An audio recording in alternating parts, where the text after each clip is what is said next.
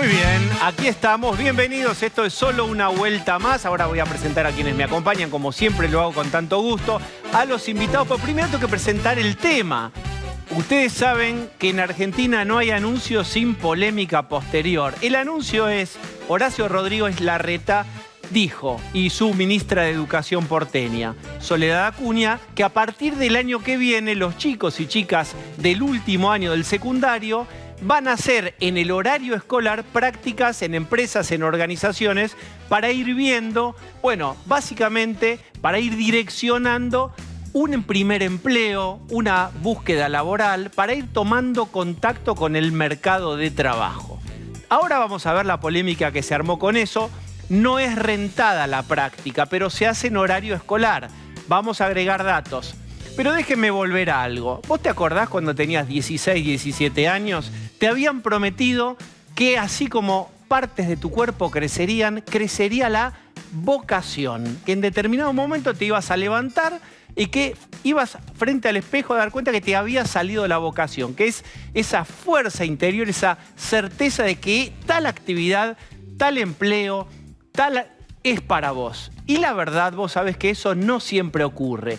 Estadísticamente, no tengo la estadística, pero te puedo decir desde mi consultorio de tantos años que 1 de cada 30 pibes tiene claro desde el principio qué quiere ser cuando sea grande. Y sumo este elemento, que es que cuando tenés 16, 17 años y tenés que elegir qué vas a estudiar, tenés la responsabilidad máxima, el peso de esa decisión, porque son muchos años de universidad, con mínimos recursos para elegir, porque sabés muy poco. En mi época, ya decir en mi época, el grupo de riesgo, usabas la guía del estudiante, que era un libro que te ibas pasando, así te mojabas el dedo, la página de psicología, ¿te gusta?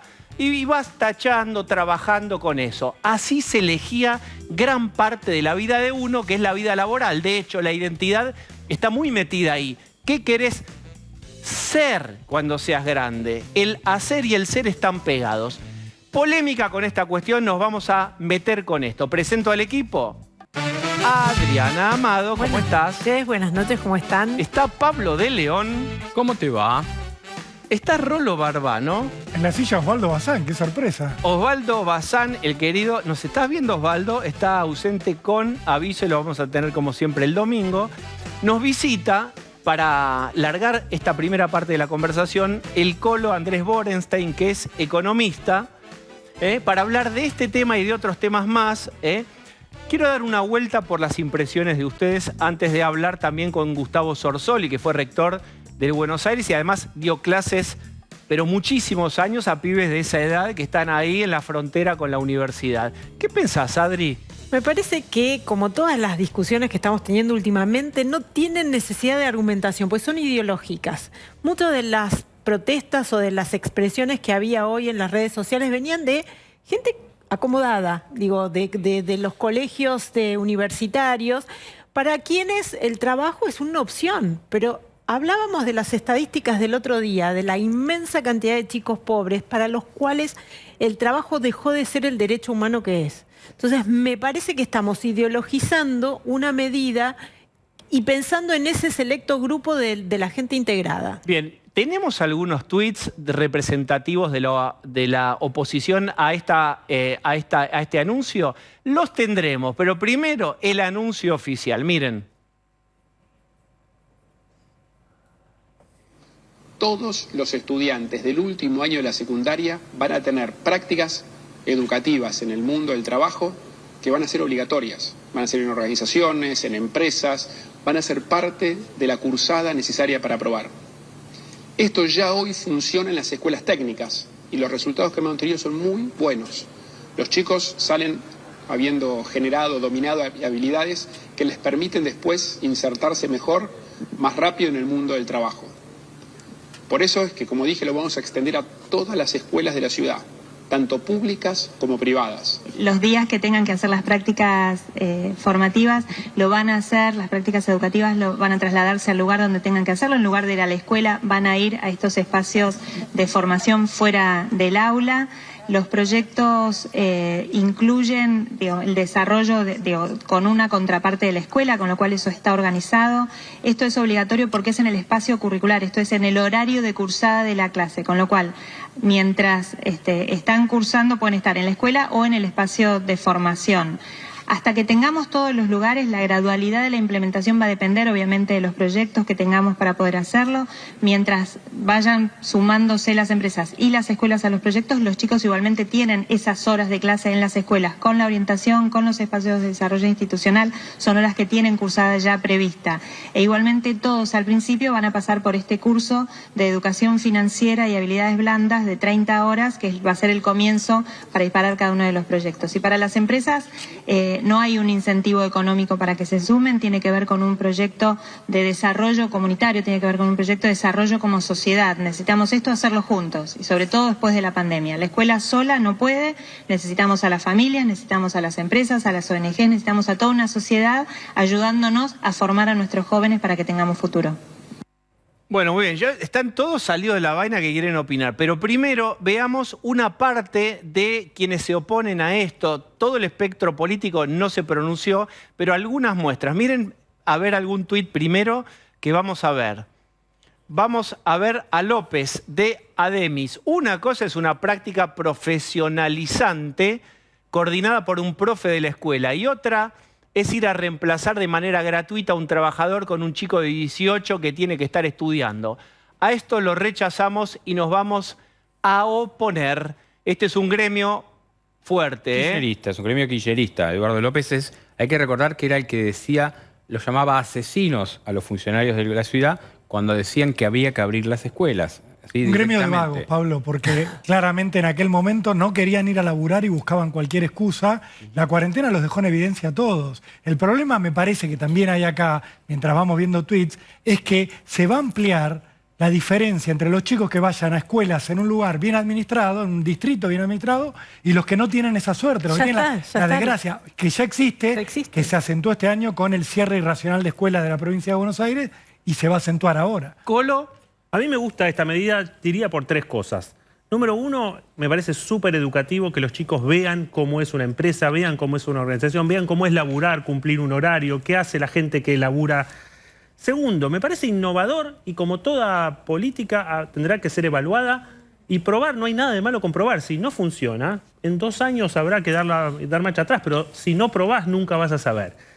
Y en tercer lugar, esto de reemplazar a un trabajador, hay que tener en cuenta que a las empresas le va a costar guita traer a estos chicos. O sea, la empresa que se suma a este proyecto va a poner algo para la comunidad para ayudar a que estos chicos se formen. Con lo cual esta cuestión... ¿Por qué? Explica bien por qué. Porque un chico que está en el colegio, incluso uno que a veces sale de la universidad, cuando llega no sabe hacer nada, no sabe laburar. No es que un chico de 17 años va a reemplazar al jefe de contabilidad, no sabe reemplazar al jefe de contabilidad. Entonces va a tener gente que le tiene que explicar, mirá, acá se labura así, no tiene 3 años. Entonces en los 3 meses que van a estar pasando, muy raro que los chicos se van a llevar mucho más de lo que van a poner.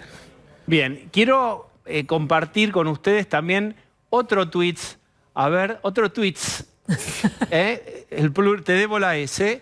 Ofelia Fernández, prácticas educativas o más bien trabajo gratis de menores de edad en las empresas de mis amigos. O sea, creo que se refiere a los amigos de Horacio Rodríguez Larreta. Claro, que esa es la concepción de que las empresas son todas del PRO. O sea, esa es la lógica. A mí me parece que el primer punto que vos planteás es clave. O sea, sale una iniciativa como la que plantean Acuña y Larreta. Discutámoslo, debatámoslo. ¿Qué tiene de malo? Y vos decías, volvamos para atrás. Pero acá está claro que la cuestión es ideológica. Vos tenés a UTE, como decía Eduardo López, su mujer Angélica Graciano, que criticaban esto junto con Ademis, Adamo, que lo hemos tenido acá. Usted dijo Ademis de León, sí. Usted lo quiere, usted lo tiene. Ademis, vamos. A ver qué dice Ademis. Viene de Ademis, siento que viene Ademis, vino. Ahora denme un telescopio y lo podré leer. Rechazamos el intento del gobierno de Larreta de llevar adelante prácticas laborales y pasantías en las escuelas secundarias desde 2017 con la implementación de la secundaria del futuro, y sigue un hilo en el cual esta agrupación de izquierda también se opone como se opone a cualquier iniciativa que surja del Ministerio de Soledad Acuña. ¿Te acordás, Pablo? ¿Cómo? Ademis era el gremio que inventaba muertes de docentes que no habían ido nunca a una escuela durante 1 año y medio, morían por COVID en sus casas, iba Ademis, hacía marchas en las escuelas y decía, en esta escuela asesinaron a un docente por reabrirla con COVID. Esa es Ademis. Me parece igual más alarmante Ofelia Fernández, porque Ofelia Fernández es joven, se supone que es la voz de la juventud en la legislatura. Y ella también tiene el mismo discurso pero que los vagos de estos sindicatos. ¿Sabes por qué? Porque una persona que tiene un salario fijo, con estabilidad laboral, como tienen los legisladores, no puede entender la angustia que tienen los chicos al salir a buscar un trabajo. Y además, que no solamente está difícil buscar un trabajo para todas las edades, para el chico, la falta de roce, sobre todo en estos años. La falta de roce, ampliemos esto. ¿Qué quiere decir? Mucho del aprendizaje que tenés los primeros años de trabajo tiene que ver con dirigirte a un adulto, entender los tiempos, totalmente. Responder a horarios. Te levantas, te higienizas, te vistes acordemente. Que te digo una cosa. Socialización secundaria. Que no está pasando tampoco en las universidades, porque las universidades como esta cosa de que se pusieron cool, ¿viste? Y hay que dejar a los chicos. Esta idea de que tenés que ir vestido como para convivir o para atender al público, se aprende en el mundo, hacer. En el hacer. Hay un jefe, hay un sí, hay un no, hay jerarquías, no todo es horizontal como en la vida del, a lo mejor un centro de estudiantes, que tampoco es del todo horizontal. Es una muestra que está muy lejos en general de alguien de 16, 17 años. Y vos pensás la pandemia. Y además, déjame una Sí. cosa más. Está muy lejos del radar de un empleador, un pibe de 16 Pero o una sí. piba de 16. El único momento en donde alguien que tiene capacidad de dar trabajo se va a cruzar con estos chicos y por ahí se va a enganchar con algo que les escucha decir y va a pensar en dar una oportunidad, va a ser ahí. Vos me decís, estás dando la mejor versión posible de esta situación. ¿Cuál podría ser peor? ¿Vos creés, Colo, que puede haber una explotación y que estos contratos basura y que en realidad es un reemplazo gratuito de mano de obra que debería ser rentada? No, de ninguna manera, porque además estos chicos van a ir 3 horas, Claro. o sea, no van a, de nuevo uno puede pensar, van a ir a la mina de carbón, a picar carbón por 3 horas, no, van a ir a una oficina donde van a mostrar, mirá, nosotros tenemos este sistema, nosotros cuando nos reunimos hacemos estas cosas, o nosotros después de vender a un cliente pasamos la factura de esta manera, eso le van a Es lo enseñar. que hubiera tenido que ser la guía del estudiante real. Es Por decir, supuesto. salís de la página de papel y vas al lugar a ver cómo te sentís. Viste que hay mucho emocional ahí, decir, bueno, desde lo racional me gusta tal carrera. Pero después tenés que ir a ver qué te pasa a vos, qué le pasa a tu cuerpo con ese lugar, Pero cuánto de tus supuestos se cumplen, cuánto tenés que desmontar de tus ideas previas. Pero además hay una cuestión de capital social. Muchos de los que se están oponiendo tienen que ver con chicos que decir, bueno, deja, yo después te recomiendo, voy a la empresa de tal o te recomiendo en mi propia oficina. Y a mí me parece que este tipo de experiencias para chicos que vienen de casas en donde incluso los padres no están trabajando, porque estamos en un proceso en donde muchos chicos no vieron a sus padres trabajar. Entrar a un ámbito laboral es una instancia cultural imprescindible. Rompes una barrera. Rompes una barrera. Pero aparte sí. yo quiero agregar algo que es el tema de la pandemia. No nos olvidemos de la pandemia. Yo tengo un sobrino que está en la escuela técnica que no ha tocado desde que entró nada. Y en una escuela técnica, a diferencia de los que éramos bachilleres, que teníamos, yo salía de ahí y no sabía cambiar una bombita. Mi hermano se tiraba abajo los autos, arreglaba todo. Bueno, mi sobrino no tocó una herramienta, ¿entendés? Entonces, ¿por qué a ese pibe no le vas a dar la oportunidad de que cuando pueda salir conozca, tenga roce? No va a conocer. Pero hay ni cómo algo de... atornillar algo. Lo mandarán a picar carbón a las minas de la Reta, abajo de las torres que se construyen hay minas de carbón y ahí entra un riel con una vagoneta. Café en Nicaragua podía ser. Y irán Café en ahí Nicaragua podía durante ser. 15 días. Bueno, vamos a hablar con Gustavo Sorsoli, fue rector del Colegio Nacional de Buenos Aires. Hola, Gustavo. Hola, ¿cómo estás, Diego? ¿Cómo están todos ahí? Bueno, tu opinión sobre esto.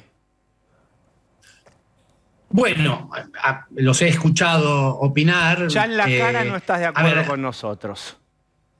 No, para nada. Ahí está. Pero bueno, digamos, claramente. No, a ver, una de las cuestiones que a mí me preocupa es la obligatoriedad.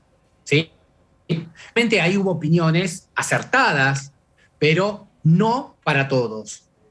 Esta es la cuestión para mí fundamental. Es decir, otra vez le imponemos al sistema educativo obligaciones, ¿sí?, sin que estas chicas y chicos que deberían paulatinamente construir sus trayectorias escolares, y esto quiere decir elegir progresivamente aquello que más les interesa, les ponemos ahí un nuevo escalón que claramente para algunos es fundamental, y ahí en la mesa lo decían, y yo acuerdo con eso, que hay situaciones en las cuales hay chicas y chicos que les va a venir muy bien confrontar el mundo del trabajo, no necesariamente el mundo del trabajo, porque vieron que hay 4 ejes para hacer estas prácticas educativas, no son prácticas laborales esencialmente, no es lo mismo que se hace para la escuela técnica, que son prácticas profesionalizantes, aquí el abanico es más amplio, pero la cuestión es que en la escuela secundaria vos te vas a encontrar, y sobre todo en la ciudad de Buenos Aires, con chicas y chicos que ya tienen definidos qué van a hacer. Hay muchos que no lo saben, pero muchos otros sí saben que van a seguir tal carrera, y que incluso adelantan estudios. Por ejemplo, un fenómeno muy concreto respecto de esto es lo que hace la Universidad de Buenos Aires. Se ofrece algo que se llama un programa que es UBA 21, que les permite adelantar a los estudiantes, incluso de cuarto y quinto año, las 6 materias del ciclo básico común, que son las primeras 6 materias. Y eso hace que muchos confirmen que quieren estudiar en esa línea, y que otros, cuando hacen esas materias, deciden que no era lo que creían. O sea, que necesitan más teoría. Ese es uno para mí uno de los problemas. Más teoría, necesitan más matemáticas. Supongamos que se trata de alguien que va a hacer la licenciatura en física, necesita más matemática, más física, más química. ¿Pero por qué? Porque tiene que afrontar una carrera universitaria o estudios superiores, ¿sí?, que le demandan más estudio. Lo que nosotros sabemos hoy es que la situación en términos de calidad educativa de nuestros egresados no está en los mejores momentos. Hace unos días atrás lo veíamos con las pruebas de la UNESCO. O sea, además, el otro problema que yo veo en esta propuesta es que esto no viene a agregar más horas, que estaría bueno, digamos, que en quinto año, además del horario de la cursada, tuvieran a contraturno estas prácticas educativas que yo, pongo en duda en términos de la obligatoriedad, sino que se vienen a hacer durante el horario escolar. ¿Eso qué quiere decir? Que van a tener estas prácticas que vienen a dar una apertura nueva, quizás, hay que discutirlo, pero ¿qué quita? Horas de clase de matemática, física, historia, digamos. O sea, no es que estamos agregando más educación, más horas de clase, que es lo que pedimos muchos educadores, es decir, que haya una jornada extendida, que los chicos y chicas estén más dentro de la escuela, o en esta alternativa que es, van a hacer otras cosas que les van a dar otras habilidades y capacidades que, acuerdo con todos ustedes, que son esenciales y que, se registran claramente en lo que se llama el primer trabajo de un joven, que hay un porcentaje altísimo que lo pierde muy rápidamente. ¿Por qué? Porque no se adapta a las pautas del mundo laboral. Porque la escuela secundaria, la verdad es que hoy no ofrece esa pauta. No es la escuela secundaria de hace 40 años que tenía ciertas normas, ¿sí?, que permitían que un estudiante se adaptara rápidamente al mundo del trabajo. Hoy, la verdad es que eso no pasa, ¿sí? Los chicos discuten con sus docentes con toda tranquilidad y creen que cuando van a su primer trabajo y tienen al gerente de recursos humanos, le pueden decir lo mismo que le podían decir a un docente. A ver, espera. Ahí está tu punto de vista. Vos quédate ahí y vamos a opinar de lo que vos opinaste, y si nos parece bien, seguís al aire en el concurso, y si nos parece mal, te damos de baja. Esperá ahí vos, Sorsoli. Okay. ¿Qué pensamos de lo que dice Sorsoli? A mí me parece que también tenemos que replantear esta idea de la universidad como paso. Lamentablemente, por más que en nuestro país muchas de las universidades no tienen examen de ingreso, están fuera del alcance de la mayoría de los chicos. Mencionaba el sistema de UBA 21, y con mucha dificultad se puede seguir, sobre todo para un chico con estas dificultades de lectoescritura. Entonces, también tenemos que darnos esta discusión que se ha dado en España, por ejemplo. La formación técnica es tan valiosa y necesaria como la formación universitaria.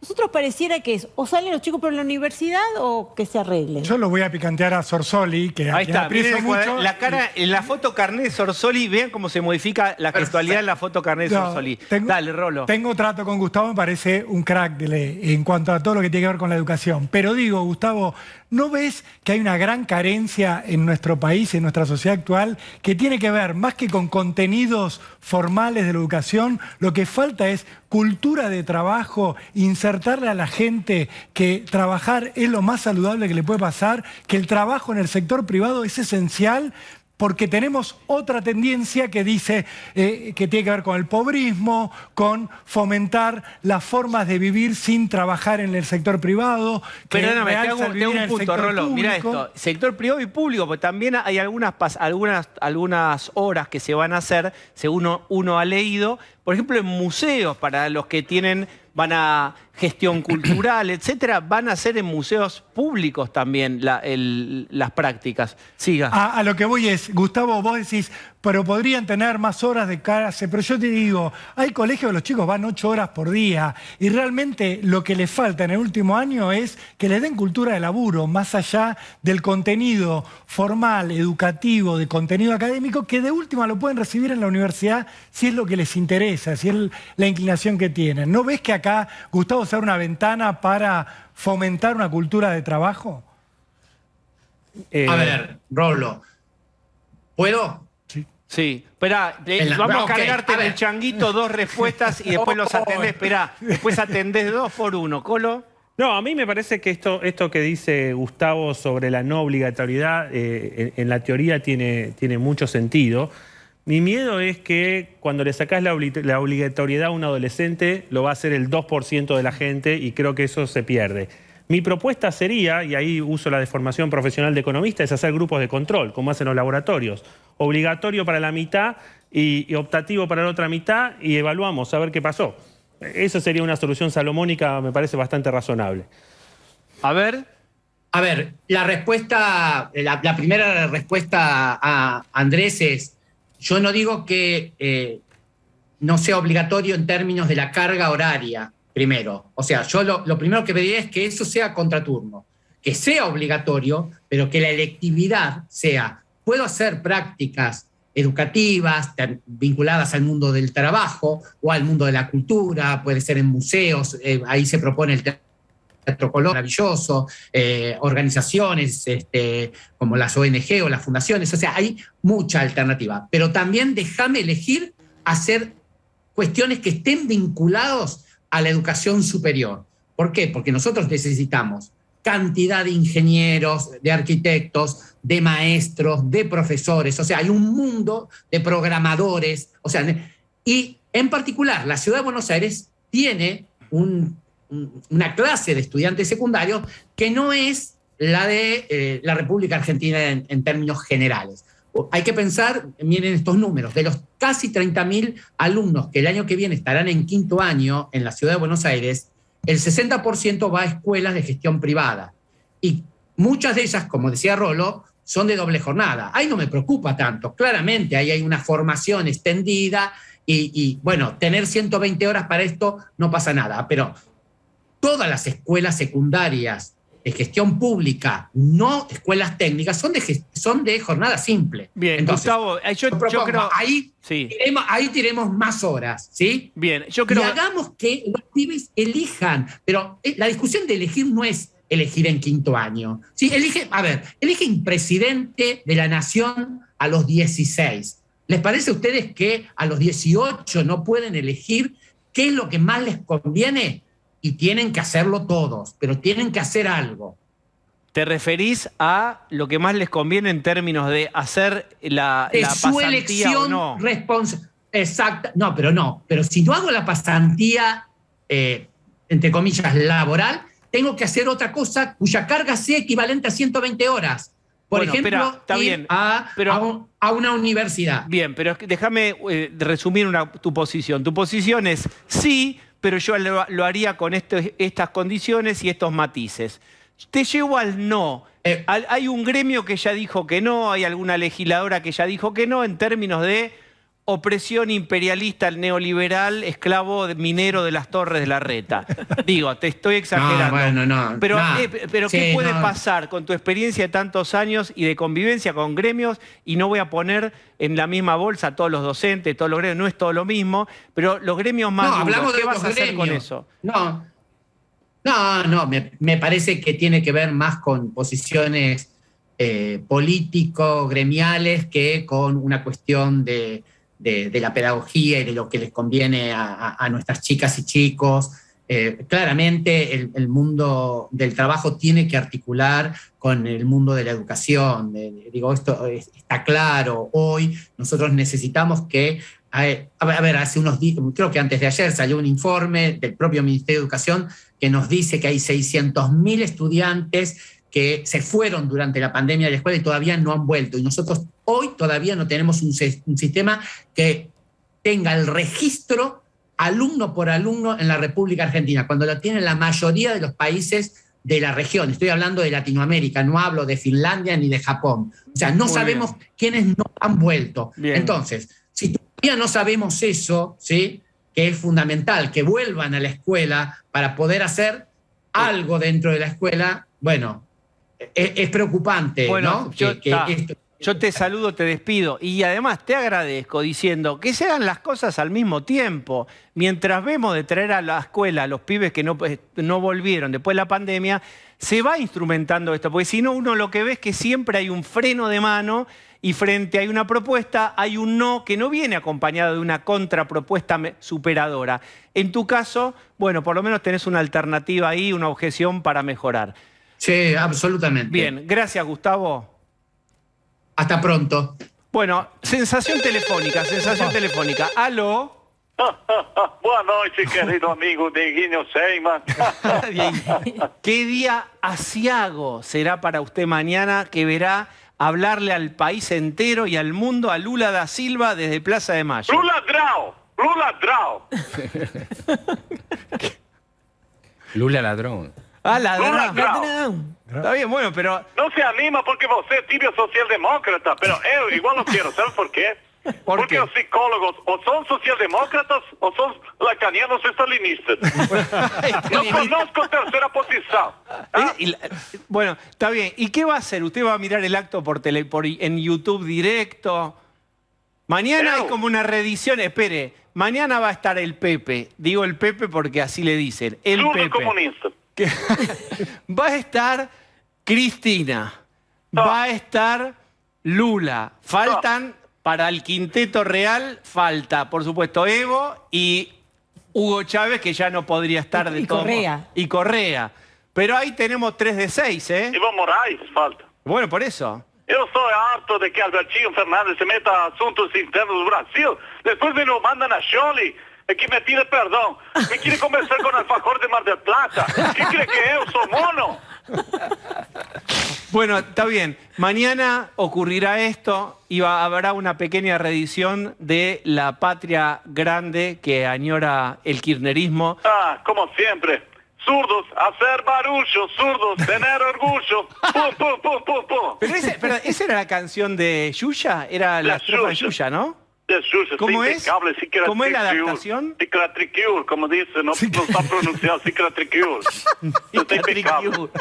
Muchas gracias. Qué fino el cierre. También. Qué elegancia. Bueno, muchas gracias, Bolsonaro. Va embora. Bueno, ahí volvemos. Bueno, vamos a pelotear con el Colo y con toda la mesa. Miren este tuit de Alberto Fernández hoy. Foto, video, empresas Alberto Fernández. Miren.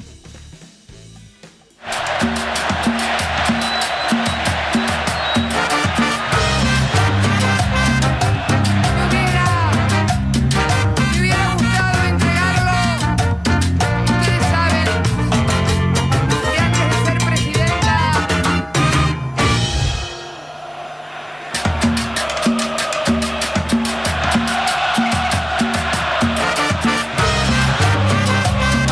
No iba a estar en un principio y había armado un poco de lío de por qué era solo Lula y no Pepe. Parece que esta cuestión del lofer, que a Pepe Mujica no le toca obviamente porque está en su casa, se arregla el inodoro no se le cometió tapa delitos, ¿no? y lo arregla tranquilo y vive humildemente, no aparecía, finalmente aparece en este acto en el cual vamos a ver, no solo encendiendo el lío con Brasil, si ahora sumamos también el lío con Uruguay, ¿no es cierto? Sí. Bien, Adri. También hay que darse cuenta que acá le puso un poco de tono de Alberto Fernández, porque toda la impronta de este acto es un acto de Cristina Fernández. Vos trajiste algo en un tupper. ¿Qué trajiste?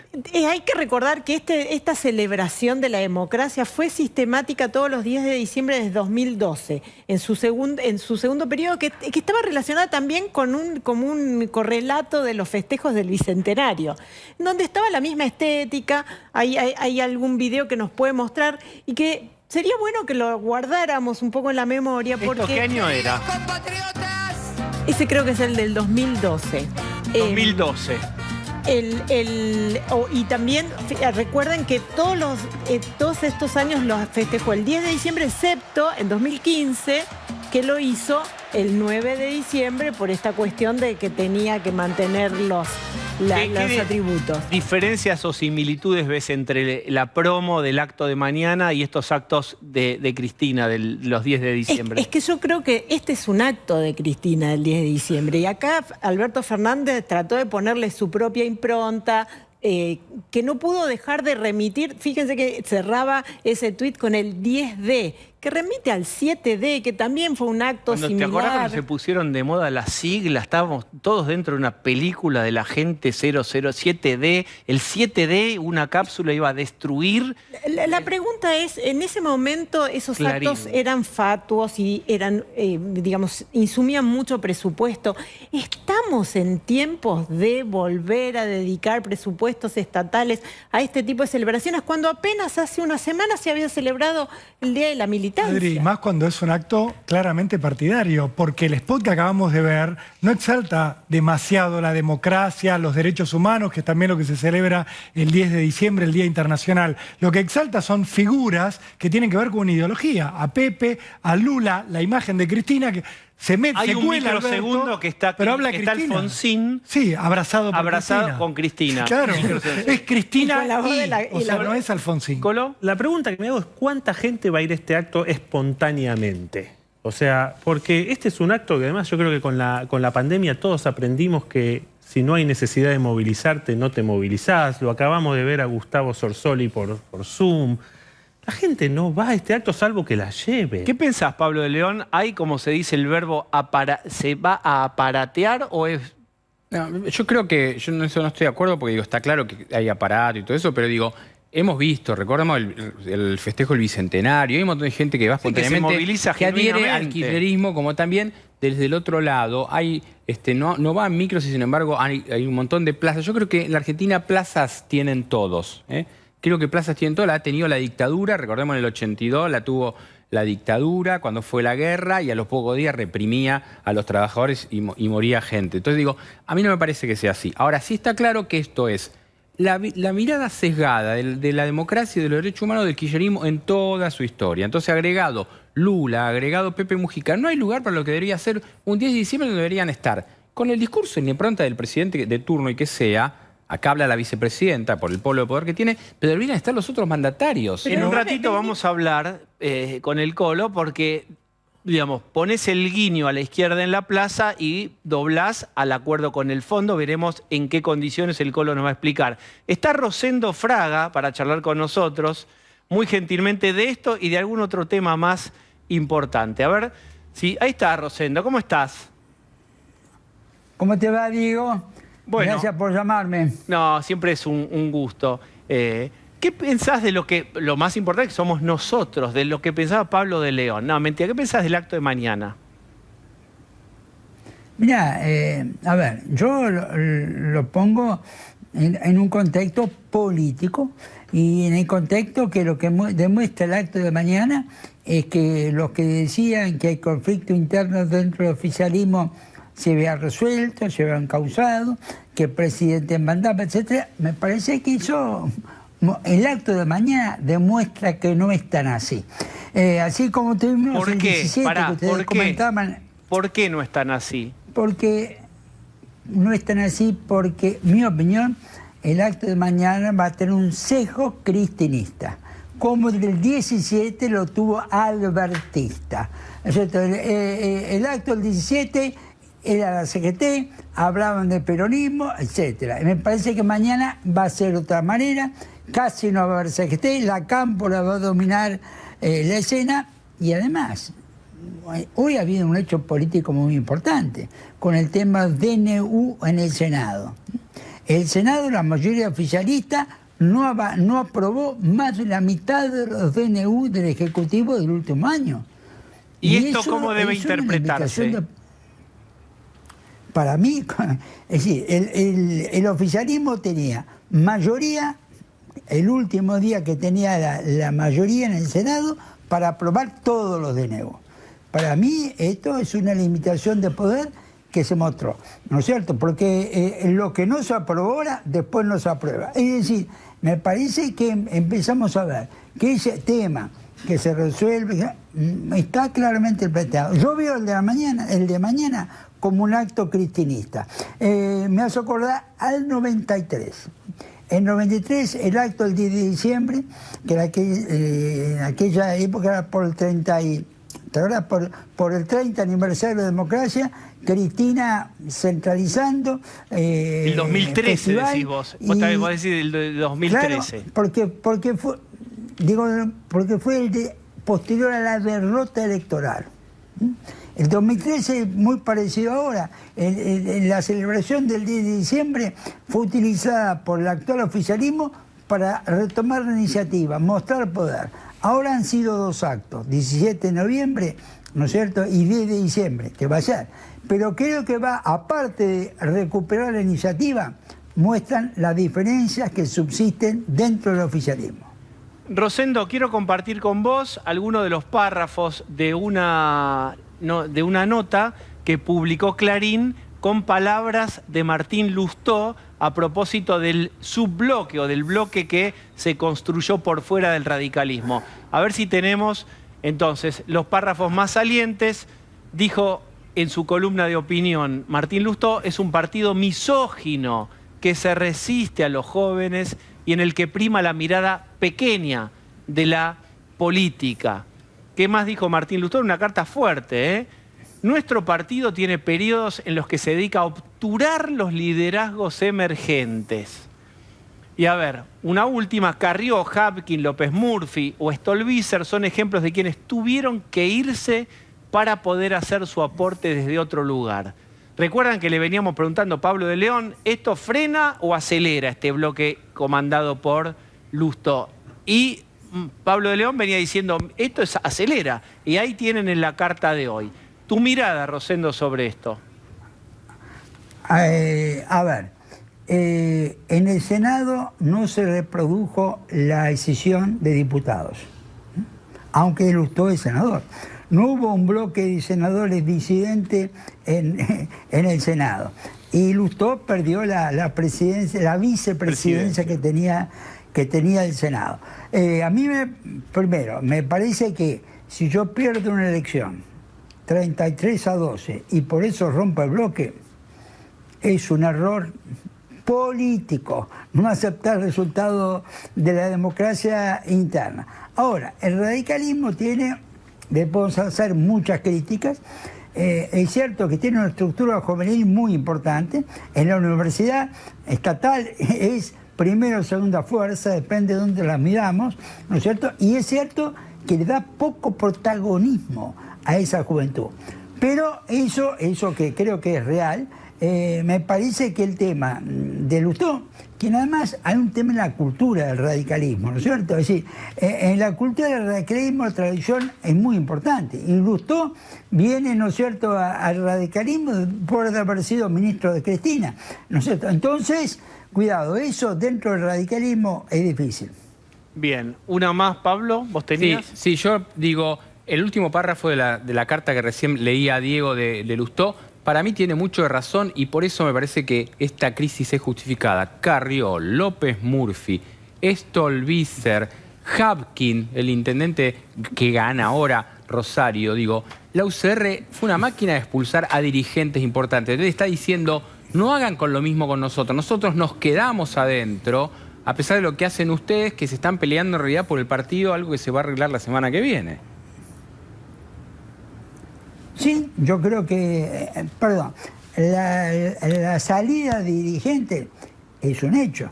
Inclusive, allá en el año 2003, salió López Murphy tercero con el 17, salió Carrió cuarta con el 15, y Moró, el candidato del partido, sacó menos del 2% candidato a presidente.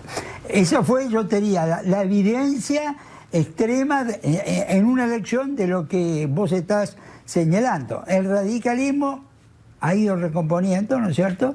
Pero hay una cultura del radicalismo que es muchas veces difícil, ¿no es cierto? Alguien, así en la jerga política de los punteros, siempre comento, cuando uno va a afiliarse al radicalismo le preguntan de dónde viene. Si su padre era radical, si en la universidad estuvo en franja morada.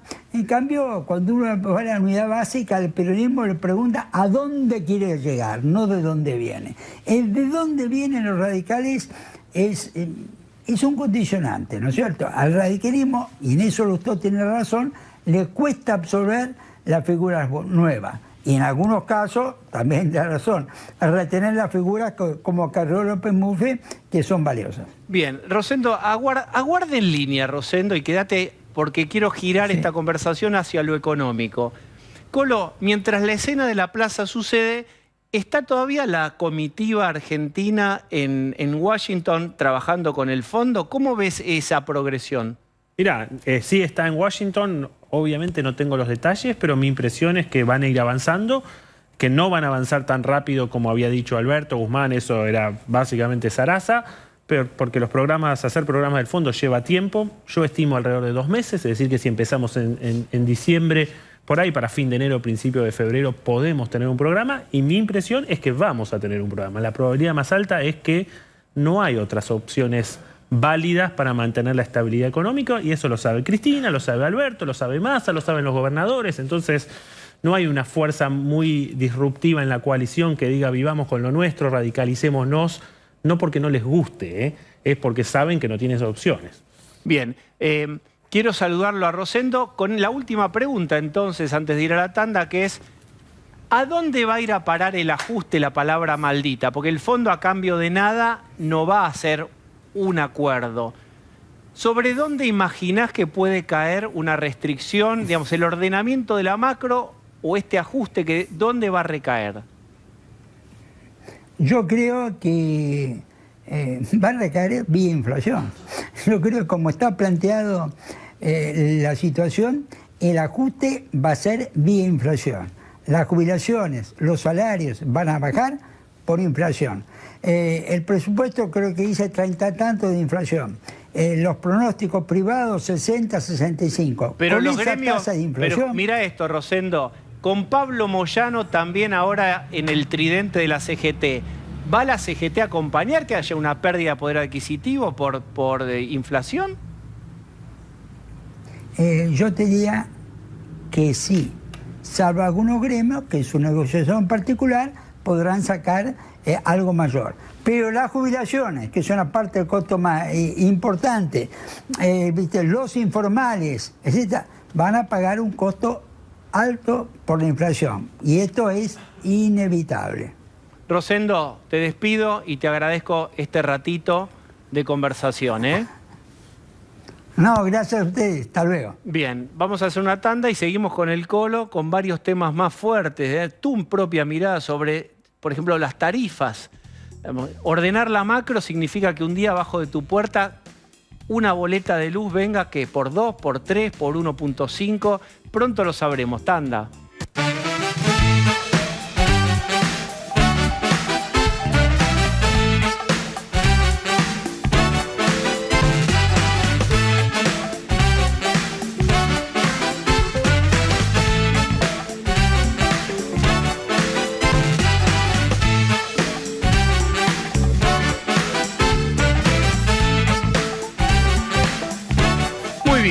La palabra maldita, ajuste, Colo Borenstein. ¿Dónde va para vos si hay que arreglar con el fondo?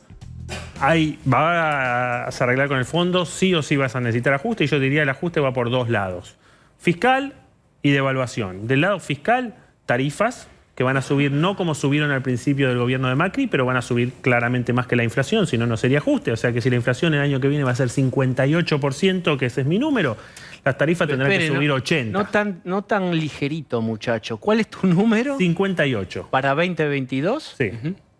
¿Sabes lo que asusta de tu número, Andrés? Que cada vez que un economista dice la expectativa es del 50, termina siendo del 60. Si dicen el 60, termina siendo del 80. Y vos estás planteando 58 como piso, supongo. Pero en el 2020 dijimos 40 y pico y fue 36. Este año la pegamos. Todos dijimos más o menos 50, va a cerrar en 51. El año que viene hay algunos colegas que dicen más de 60. El promedio dice 50 y pocos y yo estoy un poco ahí. Pero recuperemos entonces, si ese va a ser ojalá no se cumpla, ojalá que no, amigo, que sea menos, ojalá que tu pronóstico. ¿Qué pasa con las boletas abajo de la puerta? Y las boletas abajo de la puerta para la clase media tendrán que subir 80, ponele, 90, 100. Si no, no hay ajuste. Pensá que las boletas esas están congeladas hace 2 años. Te comiste la inflación del 2020, del 2021 y de la última parte del 2019 porque Macri también congeló en su último año. Es decir, el tema de la inflación, hasta Melconian te dice que hay que acostumbrarse a vivir con esta inflación y que va a hacer eso. Y el gobierno te dice que también te lo mandan el presupuesto un 29 al Congreso, pero sabe que va a ser 60 y dicen que va a haber un 3% de ese 60 que va a ser tarifas, fundamentalmente a los sectores medios como describía él. ¿Vos pensás eso, que de la composición de la inflación total, 3% se lo probablemente va a ser un poco más porque cuando sube la tarifa, bueno, tenés el impacto en el IPC de la tarifa, pero después tenés los negocios que tienen que subir los precios porque le subió el gas al restaurante y entonces tenés un efecto secundario. Entonces yo creo que va a ser un poco más que el 3%. Y creo que justamente la fórmula jubilatoria, como decía Rosendo, cuando la inflación acelera, la jubilación cae, porque ajusta con retraso. Entonces, como la jubilación es el ítem más importante del presupuesto, 40% de lo que gastamos en este país se gasta en jubilaciones y pensiones, cuando ahorrás algún manguito en jubilaciones... Es un montón, pero 14 toneladas de piedra hubo cuando hubo una reforma jubilatoria en la gestión anterior. Seguí vos este párrafo. No va a haber ni un pedacito, primero porque la fórmula ya está, ahí se aprovechó que se cambió la fórmula. La fórmula ya está cambiada. Ya está cambiada, Alberto ya puso una fórmula, o sea que solamente conseguir esa fórmula el gobierno se va a ahorrar guita. Pero está bien, pero no tiene un costo político, digamos, cuando en unos meses se junte un retraso importante contra la inflación de los jubilados. Es como, son vacas sagradas, hasta las jubilaciones son vacas sagradas. Sí, pero, primero, los jubilados son básicamente votantes de Macri, no son votantes del Frente de Todos. ¿Los jubilados general, es una generalidad? Sí, en general al gobierno de Cambiemos le va mejor con los jubilados que con los pibes, por lo menos hasta la elección pasada, hasta el 2019. En segundo lugar, hay otra cosa que si querés es más ética. Cuando vos mirás la pobreza en este país, está recontra concentrada en los niños y pobres entre los jubilados, por supuesto que hay, pero es una fracción bien menor. Entonces... Ahora ese número no es medio raro, porque yo veía justamente la cifra de pobreza y cuando uno ve la jubilación mínima que no cubre la canasta básica, ¿por qué ese número es tan bajo? Porque nosotros tenemos una cobertura previsional muy grande. Es decir, casi que no hay adultos mayores que no cobren o el PUAM, que es el programa que puso Macri, o la jubilación, que muchos son mínimas, mientras que en los niños esa cobertura ya de programas sociales no es tan grande. Esa es básicamente la diferencia. Y sumarle los 300.000 y pico de pesos de jubilación que cobra la doctora Cristina Fernández de Kirchner. Quiero agregar un elemento. Tenemos un cuco, que es un chivo expiatorio, es el fondo, es Macri, el neoliberalismo, y siguen las firmas. Si no hubiera Fondo Monetario, esto lo hablamos con Levi Yeyati en algún momento acá, ¿también habría que hacer, entre comillas, ajuste? Claro, pero es un ajuste más salvaje porque lo hace el mercado, ese ajuste. ¿Por qué? ¿Qué pasa? Si vos te atrasás con el fondo, llega marzo, no hay reservas en el Banco Central, entramos en default con el Fondo Monetario. ¿Cómo juega eso en el mercado? La gente se asusta, más brecha, por ahí alguno va y saca depósitos de los bancos, empieza ese nerviosismo, y cuando el mercado tiene ese nerviosismo, termina habiendo un ajuste peor. Pero también, eso es si no se arregla con el fondo. Si no estuviera la deuda con el fondo. Bueno, si no estuviera la deuda con el fondo, uno diría, no tenés el apuro, no tenés la guillotina de marzo. Pero tenés el déficit, lo tenés igual. El déficit lo tenés igual, que digamos, claramente hay que bajarlo, porque el gran tema es que nosotros no tenemos financiamiento para el déficit. Nosotros vamos a los mercados, tocamos la puerta y decimos, señor, ¿me presta? No. Entonces tenés que emitir. Cuando emitís, generás un montón de problemas, la gente no quiere esos pesos, compra dólares o se apura a gastarlos y compra bienes, entonces tenés más inflación. Entonces la idea de ir al fondo es para que quizás dentro de un año, quizás dentro de un año y medio, vos ese déficit lo puedas financiar con el mercado y no tengas que emitir más. Y eso te va a estabilizar la economía. Muy bien. Ojalá así sea, casi una oración, un rezo. Colo, gracias por la visita. Vamos a hacer la última tanda. Bueno, voy a saludar a Diego Leuco. Hola, Diego. Hola, Diego Seigman, ¿cómo le va? Muy bien. Vi que estuvieron comiendo ahí con los integrantes del equipo, que estaba Lucía Salinas también, estaba Barbano, Bazán, toda la banda. Gran cena, gran meeting. Muy bien, muy bien. ¿Pagó usted, Seigman? Por supuesto, claro. Muy bien, Sí, muy bien, muy bien. Deja la vara alta. Por supuesto. Perfecto, muy bien. muy bien. Yo en realidad no pagué, pero digo que fue para obligarte vos a pagar. Está muy bien, está muy bien. Bueno, Diego, más allá del humor, hoy tenemos un programa súper cargado de cosas, cargado también de emociones. Vamos a hablar, quiero dedicarle unas palabras especialmente ahora en el arranque a Esteban Bullrich. Está Patricia Bullrich, que es prima de Esteban. Está acá Caro Moroso también. Gracias, Caro, por venir, por acompañarnos hoy. Gracias por Un placer invitarme. tenerte. Y vamos a hablar del acto de mañana. Te anticipo mi pregunta, Diego, es ¿qué festejan? ¿Qué festeja el gobierno? La democracia, te dicen. ¿Cómo la democracia? ¿Desde cuándo el 10 de diciembre del 83 es una bandera de Cristina Kirchner? ¿Desde cuándo el peronismo se adueñó también de la fecha en la que ganó Alfonsín? De la fecha en la que el peronismo estaba por el indulto. Así que, Argentina agitada, como siempre, Diego. Tuvieron la delicadeza en el video que difundió Alberto Fernández de en un microsegundo está Alfonsín, que antes no estaba, que estaba adrede, omitido, borrado de la línea de la historia. Hay un microsegundo en ese video en donde está Alfonsín, pero abrazado, recibido por Cristina Fernández de Kirchner. En un momento lo ponen a Alfonsín haciendo así. Mira, así. En cualquier momento arman la estatua en B. cualquier momento. Diego, excelente programa que tengas. Nos vemos la semana que viene. Gracias, Dieguito.